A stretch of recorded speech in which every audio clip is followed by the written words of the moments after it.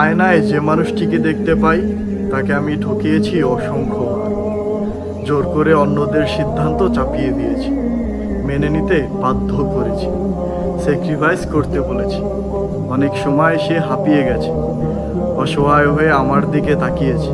আমি বুঝিনি, তার কথা একবারও ভাবিনি, মেনে নেই। জগতের সমস্ত দুঃখ কষ্ট যেন সে সইতে পারে, এটাই ভেবে এসেছি। আয়নায় ভেসে ওঠা প্রতিচ্ছবির সাথে আমি অনেক অন্যায় করেছি। জীবন মানে এক অনির্দিষ্ট পথ চলা, কখনো রঙিন, কখনো মলিন, তবু প্রতিটি মুহূর্ত এক অনন্য গল্পের অংশ।